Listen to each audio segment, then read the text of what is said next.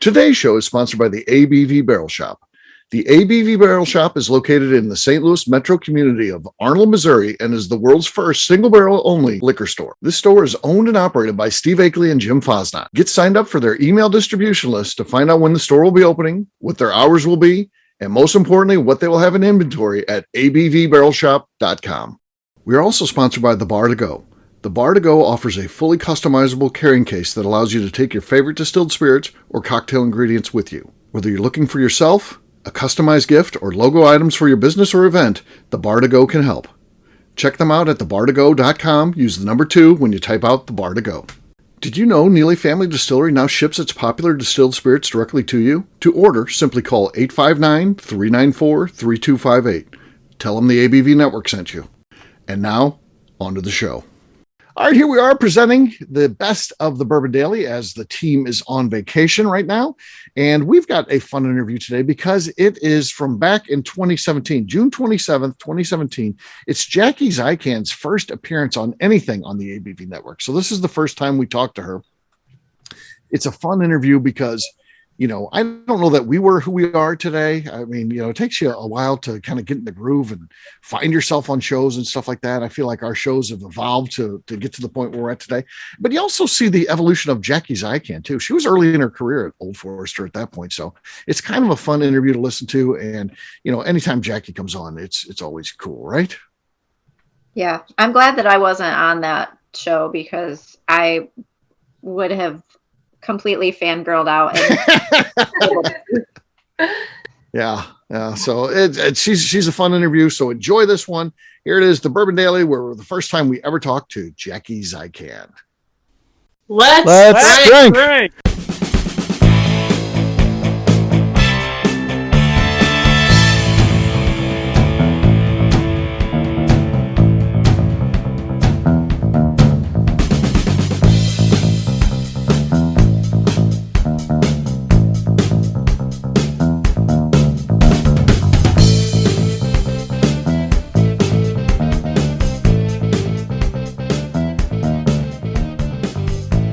Welcome to the Bourbon Daily, the podcast about everything bourbon, delivered to you Monday through Friday every week.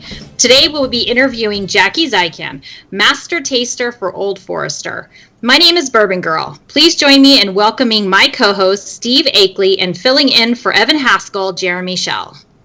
Hey gang, how's it going? Good, how you doing? Good. Welcome Jackie, how are you? Oh, I'm great. How are you guys? Absolutely. Good. Master Taster. That's new, isn't it? Yeah, it is new. So this is a role that Brown-Forman has created. I mean, it started many folks ago, but I think this is the first time that it's been Old Forester specific. But the brand is growing, and we need to start staffing it, and it is I. Yeah, well, congratulations. Yesterday morning you had a different job title. Today you've got a new one. That's awesome. I did, yeah. That's a big day for you. Absolutely. It is. It's been a great day. Yeah, we appreciate you taking just a little bit of time on this pretty special day for you. So that is great that you're willing to do that. Oh, no worries. I have a celebratory glass of whiskey in hand, so we're all on the same page. Well, before we get started... We'll toast to you here in a second because we all got one too. So. Yep. Awesome. We do like to get to know you a little bit before we kind of jump into things because we want the audience to know who you are and a little bit about yourself personally. So tell us a little bit about you and where you live and all those type of things. Sure. So I live in Louisville, Kentucky currently. Obviously, that's where our distillery is based. But I'm not a native to Louisville. I'm actually from St. Louis, Missouri. No way. Lived in St. Oh yeah. I live in St. Louis. You? Where do you? Right now? Like you're currently there? I live in Oakville. If you know St. Louis, I live in Oakville. Oh, I am a North County girl, to be honest with you. So I'm originally from Florissant. Let's just end this, and Jackie and I are going to talk. We're going to talk about restaurants and stuff like that. I'm surprised you didn't ask me where I went to high school, but yeah, where did you go to high school? I went to Incarnate Word Academy. All right. Welcome to the St. Louis Daily. Oakville Tiger. Yeah, exactly. This is awesome. I did not know this, so it's cool. Yeah, so I moved down here. I've been here 7 or 8 years now, and as much as I would love to move back to St. Louis, obviously, like I said, I'm grounded here because our distillery is here, but I make it back home quite a bit, see family, so it's all good. Yeah. But yeah, what else? I'm a Libra. Does that matter? I don't know what to say about myself here. That's important. It's important to know. It's important. Libras are good. Yes, they are. They're the best. Yes. So I guess a little bit of background. I studied biology and chemistry in college with the intention of going to medical school. And I bartended my way through college to pay for that degree and just kind of fell in love with the art of the cocktail. But this was St. Louis 7 or 8 years ago. Keep this in mind. This is not the craft scene just yet. I mean, we're talking slinging beers and fill-in-the-blank bombs left and right, sports bar stuff, but still took a lot of pride in my shots at the time. I can laugh about that now. Right. But after moving to Louisville, sort of started learning the craft side of it, and obviously seeing that, oh, there's more bourbons out there than just Makers and Wild Turkey. Oh, wait a minute.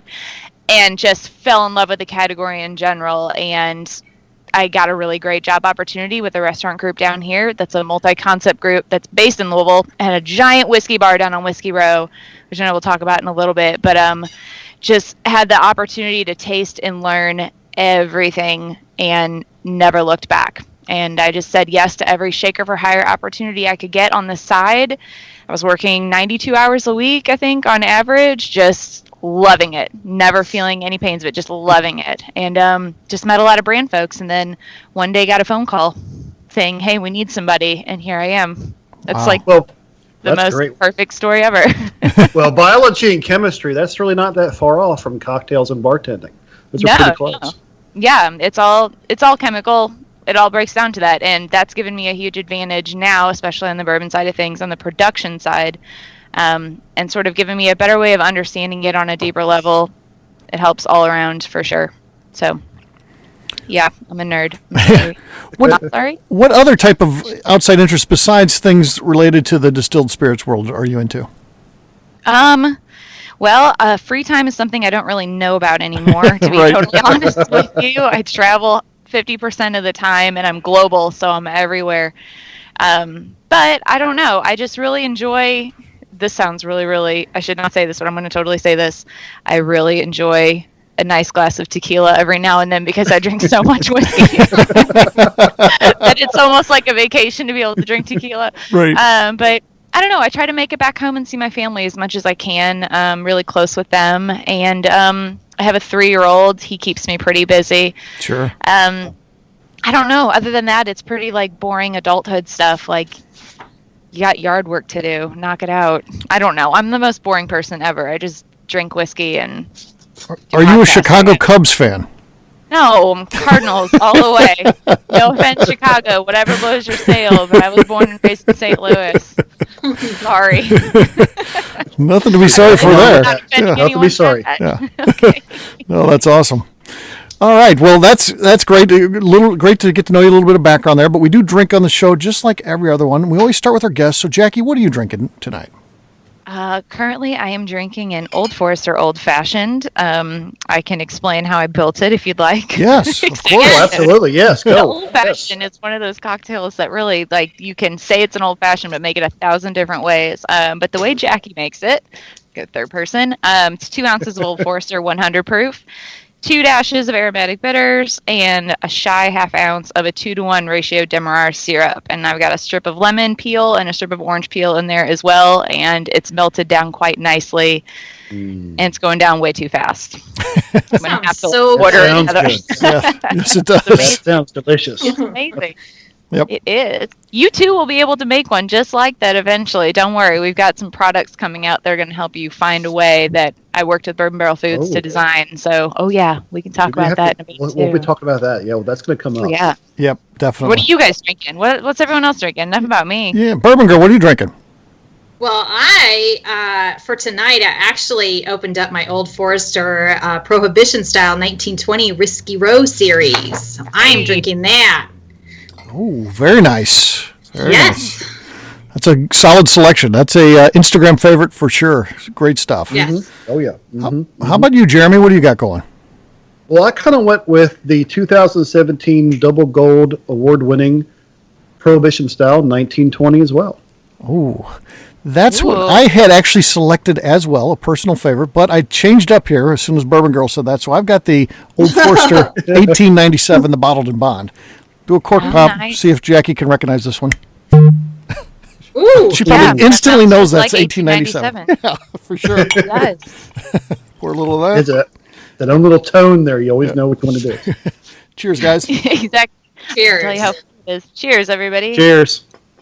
All that good stuff. All right, we're going to take a quick break, and when we come back, we want to talk to Jackie about her career. Talk to you soon.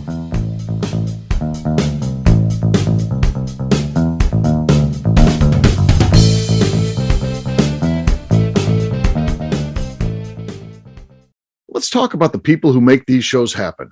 First up is the ABV Barrel Shop. The ABV Barrel Shop is owned and operated by Steve Akeley and Jim Fosnot in the greater St. Louis area. It is the most unique shopping experience in the world of bourbon, as the ABV Barrel Shop only focuses on single barrels. We aren't open just yet, but our plan is to have the most diverse single barrel offerings from our many friends in the world of bourbon. By signing up for a weekly email, you will know our entire inventory we have on hand. In addition to single barrels, we'll have a tasting bar and a gift shop featuring logo merchandise from both the shop and the ABV network, as well as a full curriculum of bourbon education classes. Additionally, we'll use the gift shop to feature products from our partners in the world of bourbon, companies like Art Eatable Chocolates and Old Man Bay Signs.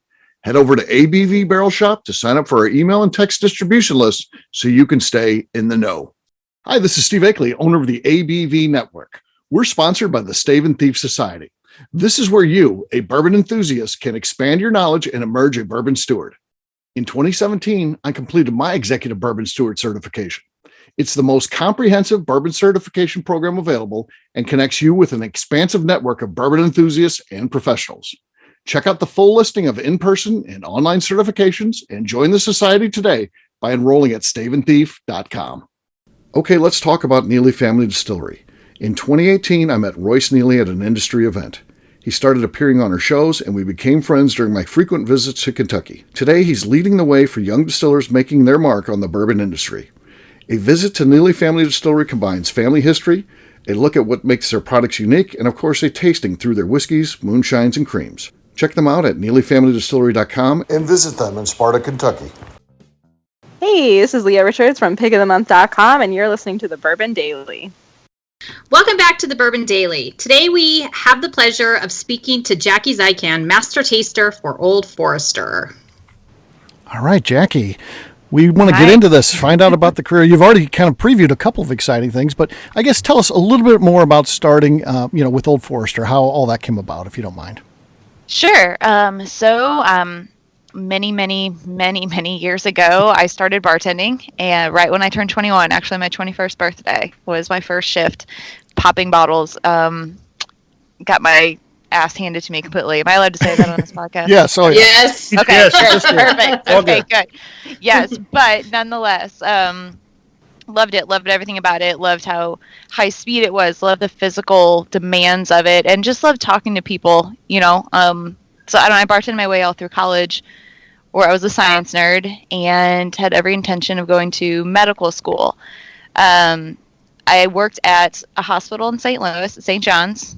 I Sure. know. Are you familiar? Yeah, Yeah. there you go. I worked Mercy there Medical, as a tech. Yeah.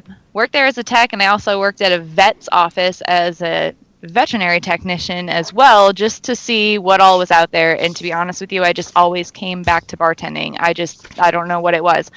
So anyways, I moved to Louisville, Kentucky. My ex-husband, we were married at the time. He got a job down here, and I came down with him and got a job bartending again, because it's all I really knew how to do at that moment till I got my feet wet. Never been to Louisville. Had like 48 hours to find a place, move in, and get everything up and going. Like, had no idea what I was doing. And fell in with a company called Fall City Hospitality. They have a bar called Doc Crow's down on Whiskey Row. Sure. And from day one, just decided for myself, I'm going to run this bar. And I did. And they just kind of stepped out of the way and said, okay, do your thing. So I just kind of took it over. And then we opened more places. We opened a French restaurant in Louisville. We opened a steakhouse in Nashville. I know they're currently working on Doc Crow's Cincinnati. They're all over the place. But nonetheless, with that, when you live in Louisville, Kentucky, obviously a lot of bourbon brands are based in Louisville, Kentucky, and they go out to dinner. Doc Crow's was a big enough concept where they could have large parties when they had people in from out of town and other markets. So we saw a lot of them, and you just start to familiarize yourself with people, shake the right hands, and say yes to every opportunity that comes along. Did a lot of work for Four Roses on the side, did some work for Heaven Hill, did a lot of work for Copper and King's Brandy Company. they're a distillery down here in Butchertown in Louisville, and sort of help them get their feet wet with cocktail recipes and marketing stuff off the get-go. But I did some Woodford Reserve cocktail videos on the side, and they'll never let me live it down because there's this oh my god, I should not be saying this, but whatever. The end of it, the guy who was filming it, bless his heart, was like, give me a little wink, which is so not me, like, at all. If you ever like hang out with me, like, that is so not anything Jackie would ever do ever. And of course, like, when you pause that video, it stops on that awkward wink with like one eye open and one eye shut. It's just terrible. And like, I have people send me screenshots of it all the time. It's like that moment I'll never live down. But Old Forester as a brand, I mean, it's been growing so quickly, and they started recognizing that it was growing because craft bartenders were putting it on their menus. It was sort of like this cult following because it was 100 proof for the signature anyways, and it was inexpensive enough where you could actually make money on a cocktail list. So it was perfect, and it tasted the best. And so, I don't know, I guess the brand team sat around one day and said, well, none of us know how to talk to bartenders. We need someone who knows how to talk to bartenders, but also knows the production backside of it as well. And my name got thrown in the hat from Wendy Trinan, who's my PR manager. I worked with her with Four Roses stuff at the Derby Museum. So just full circle, Louisville's such a big, small town. So I got a phone call saying, hey, would you be interested in kind of being the face of Old Forester? And I said, absolutely. It is the only brand that could ever pull me out from behind a bar. So here I am. Wow. In a very long-winded way. There I am. Okay. I'm so envious of reading your background, I'm just going to say. I just have to say that. Really? Yes. Really? For real. I was texting Steve earlier today. Yes. How you started your background in biology and chemistry and med school, and how you were just a bartender and everything came together for you. I think it's great.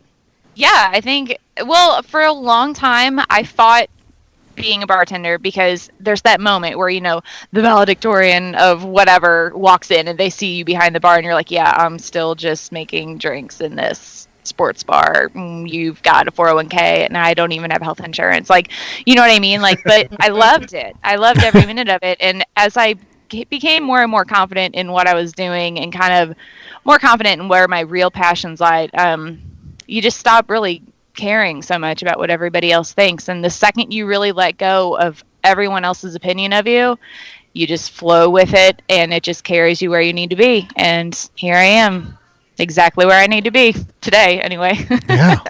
That's awesome. Yeah, that's the right attitude to have. Once you let go, just let things happen. Exactly.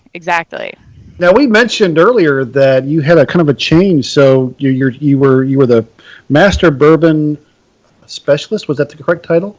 Yeah, so that was my initial title with Old Forester. When the job was, now we're tasty. Yeah, now you're hashtag tasty. Hashtag tasty. What does that entail, like, moving forward? Describe what your role is going to be effective today. Yeah, that's a great question. It's a layer added on. So my business card is going to end up the size of a postcard because I'm going to have to keep both of the job titles now. The master taster role really is a lot of sensory work, a lot of product development work. I've been running our single barrel program for quite some time now in selecting the lots, approving them, tasting people through them, and managing that inventory. But it's stuff like birthday bourbon. It's stuff like new innovative stuff that I'm not allowed to talk about on this podcast because it hasn't come out yet. It's just us. Right. Go ahead. I know, just you. It's just us in this room. No one can hear us. I know. But stuff like, literally, it's tasting. Like, people don't, I don't know how else I can say it. When people are like, so what's your profession? I taste whiskey for a living. And they're like, that's funny, but like, what do you do for a living? It's like, no, really, like, I taste whiskey. But the Master Bourbon Specialist role, kind of where it started, it was proposed to me as master mixologist, and I've never, ever been okay with the M word of mixologist. I was a bartender. There was a bar. I was tending it. Like, that's what you're doing. There's no reason to church it up. Just own what you're doing. You don't need a fancy title. But some people use it, and that's cool. Some people have their different ways of defining it, whatever. I just didn't want it. So they wanted to create something that was sort of a hybrid role between master taster and master mixologist, and that's how Master Bourbon Specialist was born. And then with this edition, after a bunch of production training and sensory training, they didn't want to drop the Master Bourbon Specialist because there really is a lot more that I do than just sipping straight from the barrel. I head up our cocktail strategy, a lot of our marketing stuff, a lot of our sort of bartender speak kind of related things, a lot of the on-premise, as we call it, the ways to engage them. And really, it's with the amount of travel and everything else, like when we have a cocktail shoot, if you look at the website, the oldforester.com website, and you see those cocktails, those glasses came from like my grandma's cabinet, like literally like a piece of me is like right there, Really? but it's a glass. That's yeah. cool. Oh yeah. That's I've cool. hand garnished every single one of them. I've staged every single one of our shoots, and yeah, so I'm very well integrated in every tiny little bit of it as I possibly can be. I love this industry, but the Master Taster I think it's a more identifiable title for people, especially the bourbon nerd culture, because Master Bourbon Specialist is kind of vague. It sounds like a made-up title. I know. I'm very well aware of that. I struggled with that for a year and a half. Right. I know. But yeah, okay, long story short, long story long, I guess. I taste whiskey for a living. That is my job. One of the best things I love about Old Forester and really Brown-Forman is I think if you look across the industry at all the different brands, there's very few that have such a history just as one company, that it hasn't been sold. It's been in the same hands. It's been the same family, the same group for 145 years. So there's so much history there. I'm curious, as you got to know more of the brand, what's been the coolest thing you've learned about the brand over the years? That's an awesome question. And yes, you're exactly right. That's what sets this brand apart from everything else. I always told myself if I worked on the brand side of things, jumped out from behind the stick, if you will, I could never live with myself peddling a BS story about some coonskin cap dude and his grandpappy and whatever in the woods somewhere. I couldn't do it. I just can't. Like, there's just too much fluff out there. So that's basically why I said yes to Old Foresters, because I didn't have to be that person. I could just convey the truth in the messaging, which is amazing. But since being involved, I always was well aware of the fact that the Brown family was so well integrated into the company and majority voting shares. I mean, like, you can't separate Brown-Forman from the Brown family, obviously. They're the founders of it. But having a Brown as a boss, like immediate descendant from the founder of the actual company, and seeing this guy who love you to death, Campbell, and I really hope you don't get mad at me for saying this, but I mean, like, the guy's got more money than I will ever see in my entire life, but he comes to work every day, and you ask him about it, and you say, like, why are you here? Like, what are you doing? Like, running around, like, you could be on an island somewhere. What are you doing right now? And he says, because I want to make sure it's in good standing when my kids grow up to inherit it, and that's all it takes. That's amazing for me. It's just, they're such good, genuine people, and the company really 100% cares more about their employees than anything else above all, and that's something that I've just never, ever seen before. So, hands down, bravo, Brown-Forman, you're doing it right.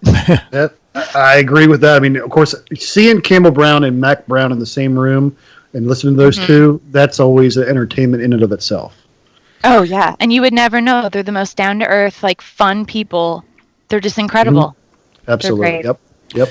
So, Jackie, you can't talk about the renaissance of Old Forester without kind of getting into this Whiskey Row series, because it's just been so exciting to have something that is so unique and great, and you can get it on the shelf. That's been one of the most exciting things, is it's not an allocated product where you have to go and get in a lottery to get it. It's one of the great products that you can actually go to the store and see all three of them on the shelf and decide which one you want, or pick up all three. So that's been an exciting part of what's going on with Old Forester, I think. But tell us a little bit about it. Oh, yeah. No, you're absolutely right. I mean, we don't sell gimmicks. We just sell whiskey. We want to sell whiskey. We would never release something that birthday bourbon is an exception, okay? And we'll get to that later. Yeah. Old Forester Single Barrel is another exception, and we'll get to that later as well. But no, you're right. It's premiumized whiskey that's actually available. Oh, yeah. Gosh. Who knew that somebody was planning the supply on that? Who knew? But no, it's been an amazing line extension from Old Forester, because we don't necessarily go, okay, well, this is popular, so let's release this and that and whatever. Whiskey is kind of hard to do that with, since it sort of has to age for a little bit. It's not like we can just add a flavor to it and call it a day. Right. But with Old Forester's different innovations, and Chris has done an amazing job with keeping up with this, tried and true, it's always based on legitimate, genuine brand history. It's not just based on whatever fad is going on at that time. It's tying in the story of the brand, because there's so much to talk about with Old Forester's history, so much. But also so happens that we are returning back down to our second location that the company was located in from 1881 to 1923, down at 117 West Main on Whiskey Row. So that's going to be our second location for our second distillery. We'll still keep the one in Shively going, that Brown-Forman distillery. We'll need it, but this sort of helps tell the brand story through the years, the important little pieces of time that are bringing us full circle back to that spot as the brand comes home. So, yeah, it's really exciting. Do you want to talk about each expression, or? Yeah, let's kind of dig into those, because I mean, we're kind of familiar with those, but for the audience, maybe it'd be nice to hear a little bit about the brands of each of the line extensions themselves. Yeah, totally. Oh, this is so, I feel like I should have them in front of me and like taste them through with you. No. Well, It's just like silence, like, what? Well, we can talk about the 1920 and the 1897, but, well, you know, because you guys are sipping those, so that's okay. 1870, though, is a little bit different. 1870 is what I like to refer to as everybody's whiskey. It really is kind of light, delicate, approachable, but it's the process of putting it together that really helps tell the story where we started. So George Garvin Brown was a pharmaceutical sales rep back in 1870. We're talking whiskey as medicine. And a big complaint that a lot of people had was that their whiskey was inconsistent, or doctors were saying it was making their patients sicker, et cetera, et cetera. But keep in mind, back then you're buying whiskey by the barrel. You can't see inside a barrel. You can add whatever you want to it as long as it's brown and has a bite. You're good to go. And so George Garvin Brown revolutionized the industry by creating the first product that was sold exclusively in a glass sealed bottle, so that it was consistent because it was blended and no one was tampering with it. It was sealed, right? He guaranteed it with a signature. Right. Voila. First bottled bourbon, Old Forester, is born. But in 1870, George Garvin Brown was not a distiller. Keep this in mind. He was a non-distilling producer. He was blending from 3 different distilleries located around Louisville, Kentucky: Atherton, Melwood, and Mattingly. So from those 3, created this blend, bottled it at 90 proof, hence the 90 proof of the 1870. Obviously, it is not a bottled and bond product. It's on the label. Oh, now we know why it's red. But other than that, though, it's just sort of that's where we started. This was our flagship. It's not meant to taste like it tasted in 1870. I know I get a lot of people asking that, and that's impossible. Even if we had a sample, it'd be so oxidized, there'd be no way to even compare them. But so what we did to sort of mock the process is we blended 7 barrels from each of 3 warehouses down in Shively and created a 21 barrel blend for each of these batches. So we don't necessarily say small batch, since it really doesn't have a whole lot of weight to it. You know, there's no legal definition of small batch, but as far as Old Forester is concerned, the 86 proof and the 100 proof signature, 200 to 2,000 barrels at a time, just depending on production demand. So 21 barrels to us is quite tiny. Takes a lot of fine-tuned flavor profile analysis to get it just right with 21 barrels. It's not a lot of forgiveness there. So you go down the little timeline, you end up with 1897, the passage of the Bottled and Bond Act, of course. So that product is 4.5-year-old Bottled and Bond Old Forester. It is bottled at 100 proof, as it must be. It's out of our distillery, right? So 1 distillery, 1 distilling season. You got that 6-month window to make it bottled and bond. And yeah, that's the one. They're all the same mash bill. Something to keep in mind. These are just selections of barrels from different warehouse locations and ultimately different flavor profiles. This is the one that I always recommend to those who really like rye whiskey, because I feel like the black pepper shines through really, really well on it. It's very spicy. Yep. I don't. You're drinking it right now. I'm drinking it right now. Yeah. No, you're right on. Oh, yeah. Yep. Awesome. So yeah, so in 1897, we're still blending from 3 distilleries, so we had to separate our juice out because you could only be from 1 distillery in 1 distilling season. But in 1901, we did purchase the Mattingly Distillery as our sole producer of bonded spirits. And we continued there until we moved on down to campus. But 1920, the one that the other 2 of you are drinking, has been the... Sorry, if you hear an uproar of, like, applause, we're, like, in a test kitchen right now. Like, sounds like it's going well. Everyone's cocktails are starting to kick in.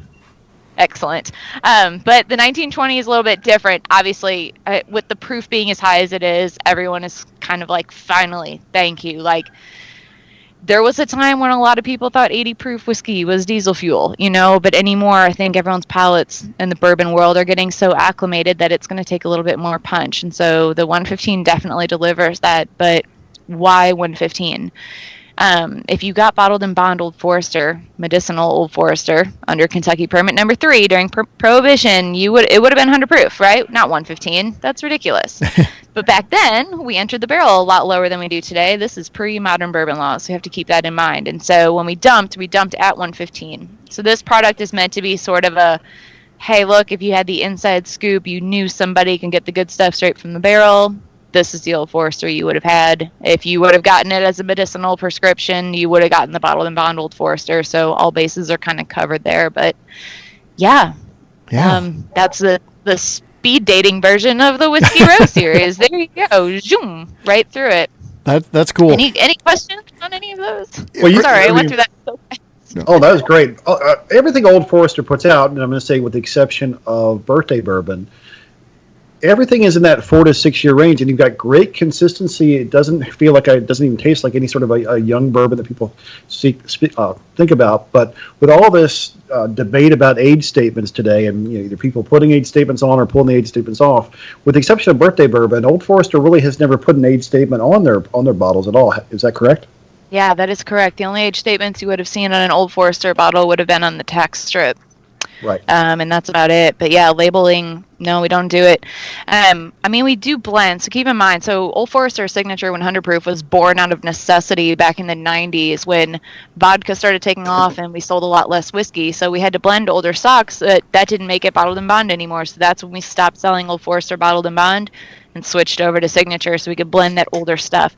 And to this day, we do blend off older stocks into Old Forester Signature stuff that either ages inconsistently or ages in a direction that we don't really necessarily want it to go, or just sometimes you need to pluck it just for the sake of plucking it from birthday bourbon barrel lots. It actually ends up in the Signature blend. It's a little known fact. It's the best kept secret in the industry. But birthday bourbon is our only age-stated one for now. Ooh. For now. I heard something there, right there. For now. What was that? I don't know. If I say it, I don't know. Maybe that'll keep you intrigued. I don't know. Maybe. Well, I'm just always impressed, given that birthday bourbon. That's a special one. We'll touch on that one a bit, but how consistent Signature, 86 Signature, and even the Whiskey Row series is. Every time I go to the store, I get one. It's always very consistent. It's the same flavor. It's the same profile. So regardless of how they're being blended, I'm always impressed with how the team there pulls it off and makes it happen, especially at the volume that Brown-Forman produces. I think is just a testament to the quality that's going on.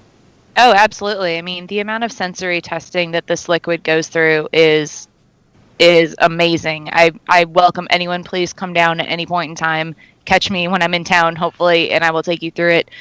Everything, the second it comes off the still, it is tasted and approved through in 2 different locations. It goes into a barrel and it's tasted through every 6 months. I mean, we taste and taste and taste and taste. Taste enough to give somebody a job called Master Taster.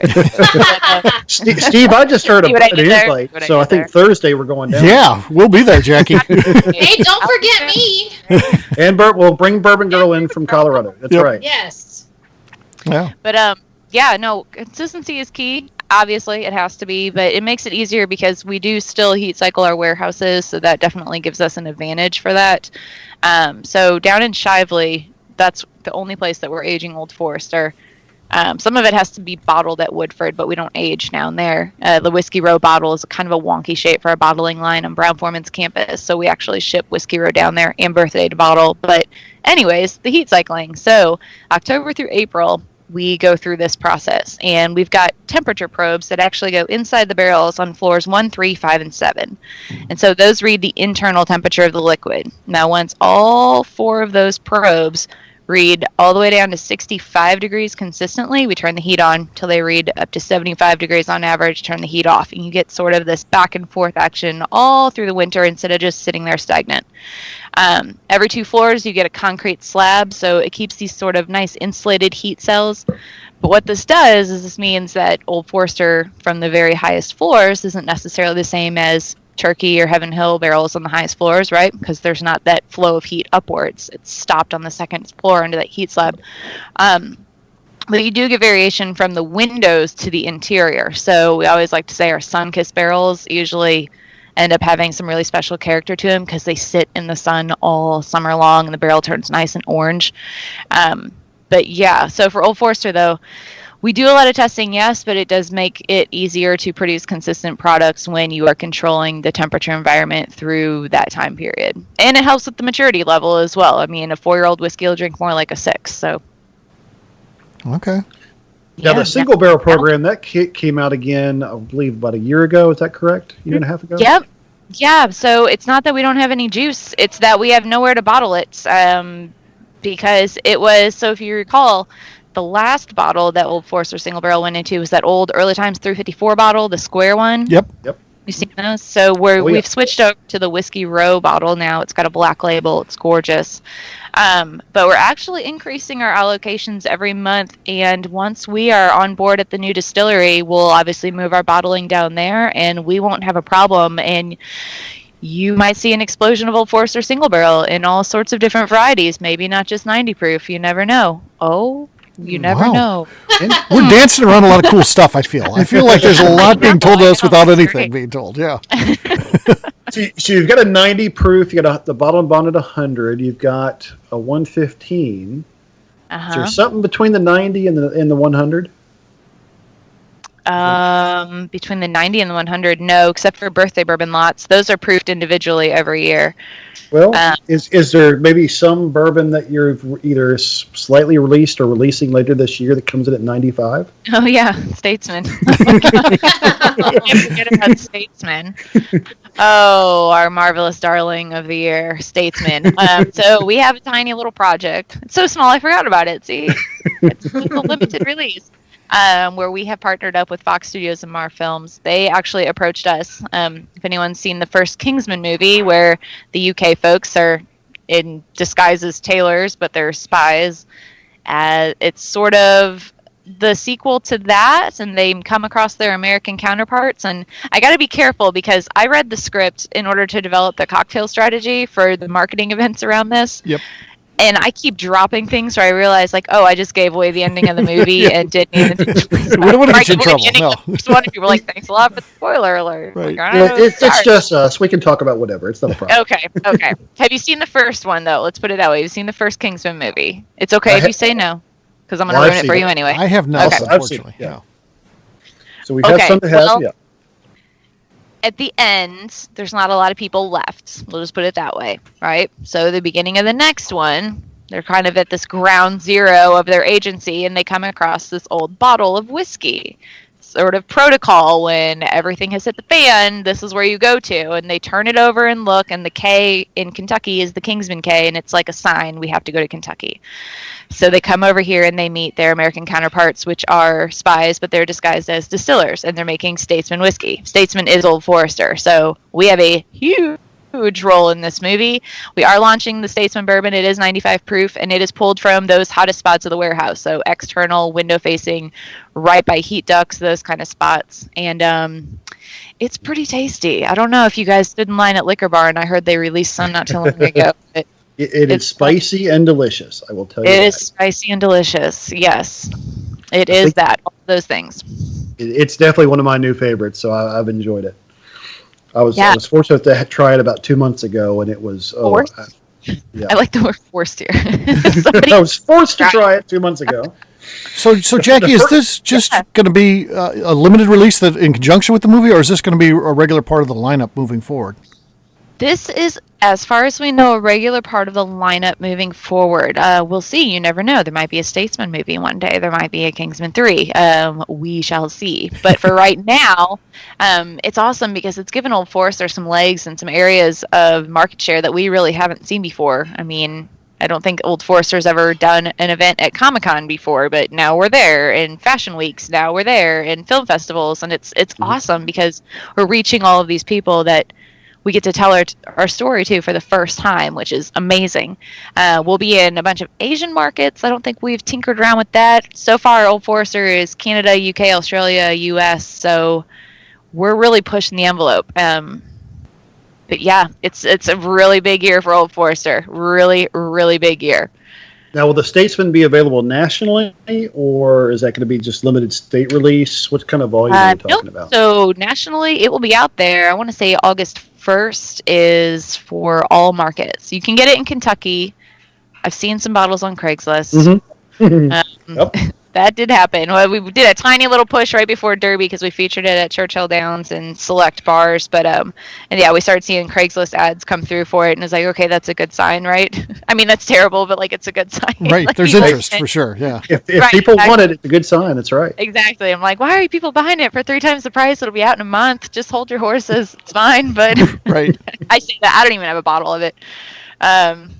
Yeah, I will never complain about not having whiskey, though. I'm spoiled. But no, it'll be out. It'll be out everywhere. I was just in where was I earlier this week? Atlanta, and we were talking about it, and they're doing an August 1st release. So the movie comes out September 22nd. So the goal is to have it in markets ready for that timeline and good to do an event around that.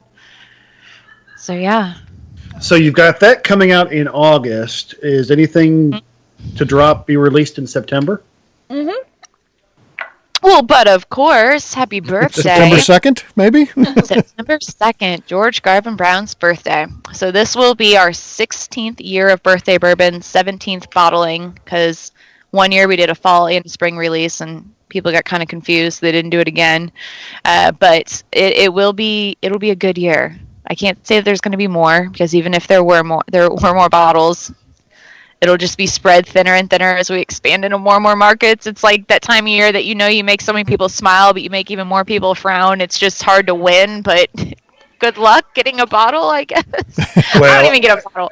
I see the bottles behind you. Like, Yeah, look you at know, all Jeremy's bottles. Yeah. Don't Yeah, talk I over there. count Jeremy's. He's got just like numbers on numbers on numbers. Yeah. now, have you tried every birthday bourbon there is? I have. So last year was the 15th anniversary, so we actually held a tasting of every single vintage Nice. for the release of birthday bourbon, and I do know my favorites. I do have them identified. Not that I'll ever get them, but I know what All they right, are. let's compare notes. Which ones are your favorites? Okay, top 3. Yep. Top 3 sounds Do you know good. your top 3? Okay, I'll do my top 3. Yep. 2004, 2008, 2013. Go. 2008, 2013, 2002. Whoa. All right. right. Ooh, 2002. Yep. Man. 2 crossovers there, though. So it sounds like 2008, 2013 are definitely. Those are the ones Yeah. combined. Yeah. Yeah, those are something special. They are, they're all good. I mean, every last one is good, and Yeah. I think that it's interesting to see them just change every year. But the 2008 was definitely something special, and 2013 was real hot, real peppery, and I think it was a little bit different and unique from a lot of the other ones. But Yeah, Definitely. definitely. of course, for the longest time, I mean, we've talked about that on the show. I was able to go in, even going in 2002, walk into a store, buy a case of them, and walk out, and they were happy to sell them. And now it's one of the most sought after. It's sort of the opening of the bourbon release season in September. September starts, and birthday bourbon is usually the one that kicks everything off. So now I guess everybody scrambles for it, and you see it on the Craigslist and everywhere else. Just people selling them, but it's in high demand every year. Yes. So- it is. Campbell Brown recently alluded to that maybe volume would be up this year for birthday bourbon. Campbell, why did you say that? All right. He's the So- kingsman here in the U.S. He can see whatever he wants. Keeping in mind that those first 3 years for birthday bourbon were a struggle to move it. You're right. I mean, you still able to buy it on the liquor store shelf, but I mean, even in the first couple of years, there were liquor stores that wouldn't pick up the next year because they still had the last year sitting around. I mean, people had to hide it in their garages, like case stacks. But there was enough interest and enough prediction of market that we sort of started paying a lot more attention and knew we had something special. So this year we will have more barrels in the lot than last year, and then next year and the year after and the year after and after and after. It does just keep going up. Now, that doesn't mean there's going to be more because we use a different proof every year, just whatever it tastes best at. So I know the proof of this year. I'm not allowed to say it without getting my hand slapped. You'll find out in a month or so. We bottle on July 5th, so it won't be held back for long. Someone's going to leak it. Yep. But we go through and taste it. Literally, Chris and I tasted it 86, 87, 88, 89, all the way up to 110, 20, and then narrow it down from there into little brackets of 5 proof points, and then narrow it down from there into 90, 90.1, 90 point. Like, it's a long day, but it's well worth it. Wow. Because that is cool. That's insightful. Yeah, but every barrel and every batch of bourbon really does have a very specific proof that it will sing its best song at. And so unless you're willing to do that, you never really know how good it can possibly be. So this year's, I will tell you, is super spicy. So if you're a spice bomb person, go for it. It's a spicy little meatball. But I don't know. We'll see what happens in the next couple of years. We've got a whole bunch of cool projects coming along. I think we're going to bring back President's Choice, so that'll be a fun one. Oh, wow. Nice. Yeah. So keep an eye out for that. I think Campbell and I are going to try to narrow down some really, really sweet honey barrels for that. And so many. I mean, the possibilities are endless. Really, the brand has so much potential, and it's got such strong roots that we can knock around all kinds of crazy stuff. Well, you dropped a hint. Sorry, you dropped some hints about working with Bourbon Barrel Foods. So, what do you have in the works with them? So, we have a line of things to help you create the best cocktails possible at home, and they are coming through Bourbon Barrel Foods. The Woodford Reserve brand has a line of bitters that Bourbon Barrel Foods makes for them. This is a little bit different. So if you ever notice the Woodford bitters, I don't want to speak too much on their behalf. I know you guys will be talking to Chris about Woodford eventually, but they're inspired by their 5 sources of flavor, and it's the whole like brand story, and it's awesome and it works. But for Old Forester, each bitters is a blend, actually, and each blend is inspired by my family memories and things sort of like my dad used to smoke a pipe with cherry tobaccos, the anniversary blend from Tinderbox. I need a bitters that reflects that exact scent because that brings me back to home. And then when you have it, you get to experience a little bit of what my home was like. Not to say my home smelled like pipe tobacco, but still. But you know what I mean? I think that cocktails are such an amazing expression of one moment caught in time, caught in this little glass. And if we can help you deliver those memories or even evoke it, I love hearing people talk about, especially who do barrel tastings. This reminds me of that one pie that I had at that one diner on the side of the road in Kansas. And it's like, yes, exactly. Like, associating all of those makes it a full experience. But outside of the bitters, there's also going to be the perfect old fashioned. It's basically just add bourbon. It's a blend of those bitters plus a demerara syrup plus citrus oil. So you literally just add that to Old Forester and call it a day. And other stuff, some of it possibly some esoteric stuff, or I don't know. I don't refer to it as esoteric, but it's stuff that I know that I need on a regular basis that I don't always want to have to prep, like oleosaccharum for a punch base and a lot of saline solutions and things of that sort. All kinds of fun stuff. We'll have to do another episode where we talk about those because there's a lot of stuff going on. But you'll be able to get those in a couple of months, and we'll definitely have them at the new distillery and classes on how to use them, which is even better. Well, you mentioned the new distillery, so. Oh, yeah. Talk to us about when are we going to be able to walk through there? When's it going to be open for the public? Spring of next year. Okay. I'm supposed to say spring because that gives a very forgiving window. It will be before Derby. Hopefully that doesn't mean Oaks, but it will be before Derby. And for those of you that don't know Oaks, that's the day before. Oh my gosh. So yes, hopefully it will be before then. It will be. It should be. But it's going to be an experience like no other. I mean, I'm so excited. Being a person that started working on Whiskey Row when I first moved here and seeing how it's transformed in the past couple of years, it's amazing. You get so many out-of-town people that come in and go, okay, where are the distilleries? And you're like, oh, get on a bus and go an hour that way. And they're like, oh, man, okay. Now it's like all right there in their backyard. And it's so exciting that we're all sort of neighborly. I mean, this industry is so supportive. It has its friendly competition, but the fact that we can say, no, if you want to understand this part of the process in a little bit more detail, they do an awesome job explaining it at the Evan Williams Experience. Go down there. They're friends of ours. They're great. Everyone's happy and friendly down here. And it's just great Southern hospitality all around. Our distillery will be actually functioning and it will support our production. So it is going to be producing quite a bit of whiskey. All column still, all Old Forester's column still, and we actually will be trucking down our mash from BFD. We won't be mashing down there. It will be inoculated and then trucked down. So this is a a miracle of modern distilling that we're pulling this off, but it'll be amazing. And the tight quarters of it all, I mean, it's just amazing that they've actually been able to do this.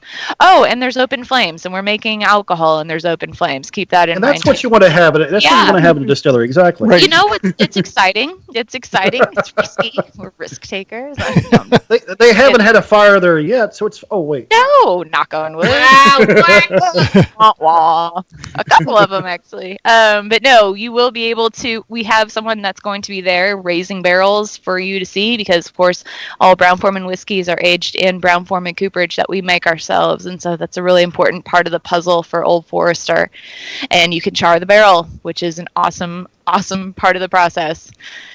Yes. So people will be able to actually see the barrels being raised right there at the distillery. Yes, we will have a cooper there raising barrels at the distillery. That's you will amazing. see your barrel Yeah. go and then get filled immediately from the fill tanks, and our warehousing will be there. Single barrel selections will move down there. We'll store about 1,000 barrels down there. So, I mean, the space is small, but they've done some magic. It's going to be. What was the look on Chris Morris's face when they told them that they're going to have the coopers right there in the distillery? Oh, I don't know. I think everyone still is kind of like, I know it's going to work because we wouldn't have committed to this if it wasn't going to work, but we're also kind of like, I just got to see it work first, Yeah. you know? How's it going to work? No. Right. No, they've got such an amazing project team going on down there that this has been their full immersement for years and years. So they've got it covered. It's all good. Now, you negotiated for your office to be there, correct?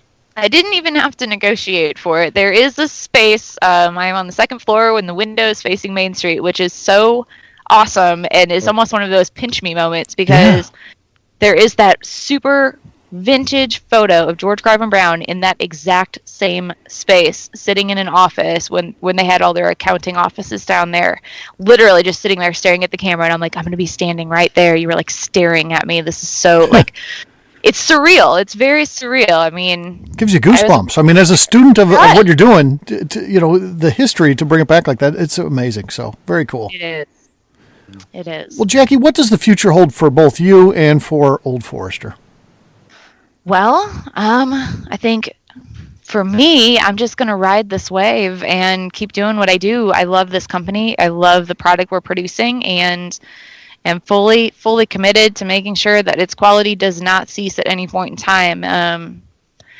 It's going to be a busy industry for a while, and hopefully it's a long while, but I think we've got a really great team behind us, and I can't wait to see how it all unfolds. I'm really excited to be able to innovate with our other distilleries, our scotches in particular.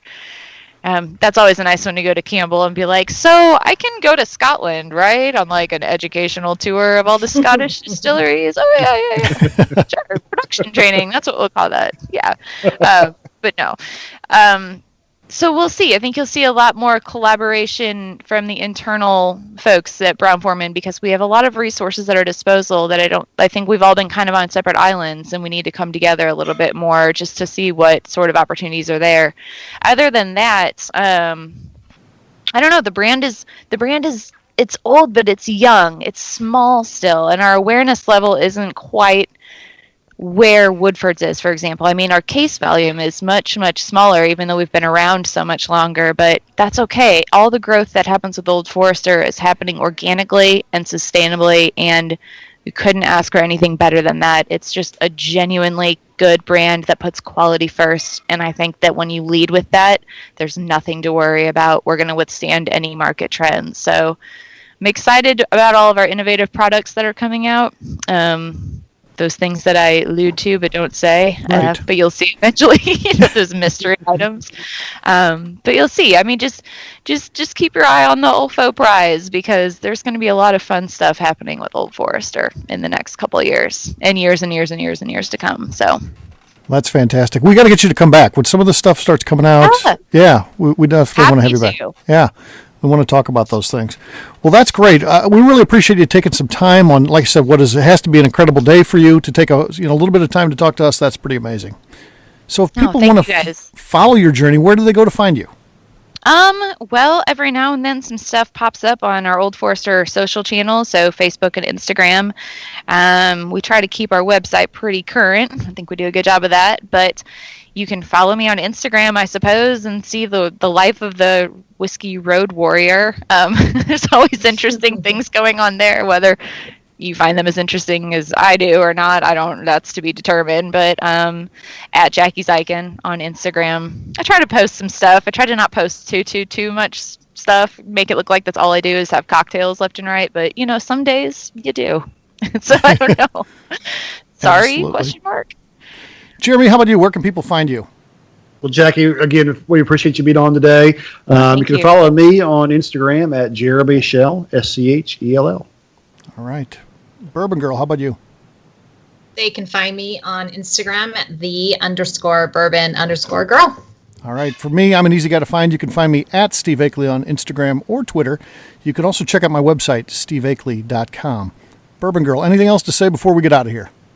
Why, yes, Steve, I do have something to say. First, I want to say congrats to Jackie. Yeah. I've just been an avid listener. Anyways, head on over, give us a 5-star review that includes any comments. It really helps us in marketing the show, and your feedback really helps motivate us and give the show some direction. Yep. Get out there, follow Old Forester, follow Jackie. I know I just did. Check her out. I did too. Yep. we're now best friends. Absolutely. Thanks again, Jackie. We really appreciate it. Thank you guys so much. All right, take care, everybody. We'll be back with a brand new show tomorrow. See you. Bye. Ciao.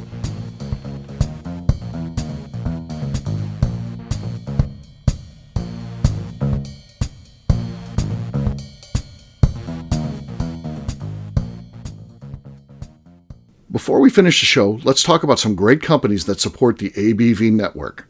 First up is Moonshine Still Pro. Moonshine Still Pro has a full line of products to help the home distiller. Whether you want to experiment on the stove in your kitchen or you're looking for a bigger setup in your backyard, owner Russell Creed and his team can help. They have multiple still offerings, accessories, and even grain from their partners at Goldstone Mill to assist you in making whiskey on par with your favorite distillery. They can also help you with some fabricated parts you probably can't make yourself if you are attempting a DIY still project. Learn more or order your still or parts at moonshinestillpro.com. Another friend of ours is the Goldstein family at Goldstone Mill. The Goldsteins offer a variety of heritage and heirloom grains to make the finest whiskeys in the world. Plus, they are more than just a grain company. They are truly consultants to make sure the grains they are providing to you or your business meet your highest expectations. Additionally, they work with mills around the country, ensuring shipping is as low as possible for their customers. If you're a distillery, brewery, or even doing this at home, Goldstone can assist you. Check them out at goldstonemill.com, call them at 217-254-6613, or check in via email at hello@goldstonemill.com. Last but not least is the ABV Barrel Shop. While we don't get to play in the allocated bourbon game because we aren't selling the other products you have to do to get those, we do have access via our friendships in the bourbon industry to some really cool stuff. Have you ever seen your favorite craft distiller selling some really cool limited offerings only in their gift shop? I'm talking things like the hazmat offering Distillery 291 did for their 10th anniversary, or Neely Family Distillery's upcoming Papaw's birthday barrel. They don't have enough of it to send it out to distributors, so they only sell it via their gift shop. Well, companies like Distillery 291 and Neely Family Distillery have agreed to sell us 2 or 3 cases of these offerings moving forward, meaning our store will have the access to some of the rarest whiskeys in the world. Way more difficult to come by than the allocated bourbon offerings with a national release. Yes, they will be extremely tough to come by, but if you're a customer of our store, you'll have a chance to get them. Get signed up for our email or text list over at abvbarrelshop.com so you don't miss out. The Bourbon Daily is part of the ABV Network. For more information or to become a sponsor, please visit abvnetwork.com. Thanks for listening and cheers. This has been a Steve Akeley production.